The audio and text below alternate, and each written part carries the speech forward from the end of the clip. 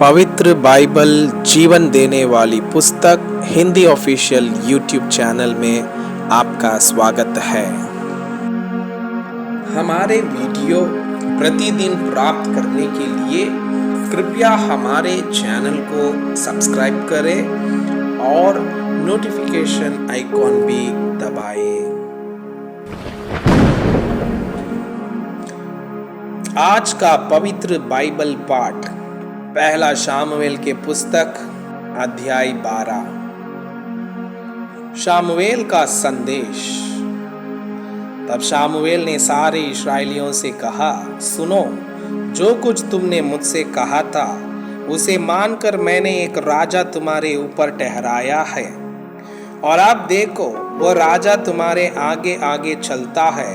और अब मैं बूढ़ा हूँ और मेरे बाल सफेद हो गए हैं और मेरे पुत्र तुम्हारे पास हैं और मैं लड़कपन से लेकर आज तक तुम्हारे सामने काम करता रहा हूँ।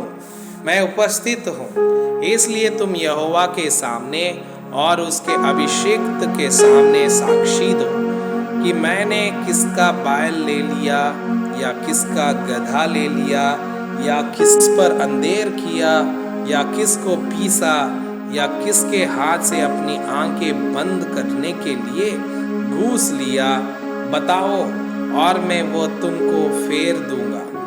वे बोले, तूने ना तो हम पर अंधेर किया, ना हमें पीसा और ना किसी के हाथ से कुछ लिया है। उसने उनसे कहा, आज के दिन यहोवा तुम्हारा साक्षी और उसका अभिषिक्त इस बात का साक्षी है कि मेरे यहाँ कुछ नहीं निकला।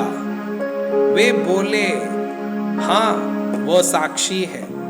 फिर सामुएल लोगों से कहने लगा, जो मूसा और हारून को ठहराकर तुम्हारे पूर्वजों को मिस्र देश से निकाल लाया, वो यहोवा ही है। इसलिए अब तुम खड़े रहो और मैं यहोवा के सामने उसके सब धर्म के कामों के विषय में जिन्हें उसने तुम्हारे साथ और तुम्हारे पूर्वजों के साथ किया है, तुम्हारे साथ विचार करूंगा। याकूब मिस्र में गया और तुम्हारे पूर्वजों ने यहोवा की दुहाई दी। तब यहोवा ने मूसा और हारून को भेजा और उन्होंने तुम्हारे पूर्वजों को मिस्र से निकाला और इस स्थान में बसाया। फिर जब वे अपने परमेश्वर यहोवा को भूल गए, तब उसने उन्हें हासोर के सेनापति सिसरा और फिलिस्तियों और मोआब के राजा के अधीन कर दिया और वे उनसे लड़े। तब उन्होंने यहोवा की दुहाई देकर कहा, हमने यहोवा को त्याग कर और बाल देवताओं और अश्तरोत देवियों की उपासना करके महापाप किया। परंतु अब तू हमको हमारे शत्रुओं के हाथ से छुड़ा तो हम तेरी उपासना करेंगे। इसलिए यहोवा ने यरूब्बाल, बदान, यिप्ता और शामुएल को भेजकर तुमको तुम्हारे चारों ओर के शत्रुओं के हाथ से छुड़ाया और तुम निडर रहने लगे। और जब तुमने देखा कि अमोनियों का राजा नाहाशाम पर चढ़ाई करता है, तब यद्यपि तुम्हारा परमेश्वर यहोवा तुम्हारा राजा था, तो भी तुमने मुझसे कहा, नहीं, हम पर एक राजा राज्य करेगा। अब उस राजा को देखो जिसे तुमने चुन लिया और जिसके लिए तुमने प्रार्थना की थी। देखो, यहोवा ने एक राजा तुम्हारे ऊपर नियुक्त कर दिया है। यदि तुम यहोवा का भय मानते, उसकी उपासना करते और उसकी बात सुनते हो रहो और यहोवा की आज्ञा को ढालकर उससे बलवा ना करो, और तुम और वह जो तुम पर राजा हुआ है दोनों अपने परमेश्वर यहोवा के पीछे पीछे चलने वाले बने रहो, तब तो भला होगा। परंतु यदि तुम यहोवा की बात ना मानो और यहोवा की आज्ञा को टालकर उससे बलवा करो, तो यहोवा का हाथ जैसे तुम्हारे पुरखाओं के विरुद्ध हुआ, वैसे ही तुम्हारे भी विरुद्ध उठेगा। इसलिए अब तुम खड़े रहो और इस बड़े काम को देखो जिसे यहोवा तुम्हारी आंखों के सामने करने पर है। आज क्या गेहूं की कटनी नहीं हो रही? मैं यहोवा को पुकारूंगा और वह मेघ गरजाएगा और मेघ बरसाएगा, तब तुम जान लेंगे और देख भी लोगे कि तुमने राजा मांगकर यहोवा की दृष्टि में बहुत बड़ी बुराई की है। तब शामुएल ने यहोवा को पुकारा और यहोवा ने उसी दिन मेघ गरजाया और मेघ बरसाया और सब लोग यहोवा से और शामुएल से अत्यंत डर गए।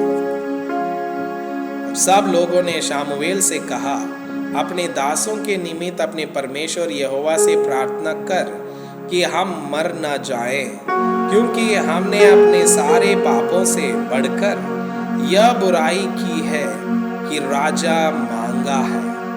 शामुएल ने लोगों से कहा, डरो मत, तुमने यह सब बुराई तो की है, परंतु अब यहोवा के पीछे चलने से फिर मत मुड़ना, परंतु अपने संपूर्ण मन से उसकी उपासना करना और मत मुड़ना, नहीं तो ऐसी व्यर्थ वस्तुओं के पीछे चलने लगोगे जिनसे ना कुछ लाभ पहुंचेगा और ना कुछ छुटकारा हो सकता है, क्योंकि वे सब व्यर्थ ही है।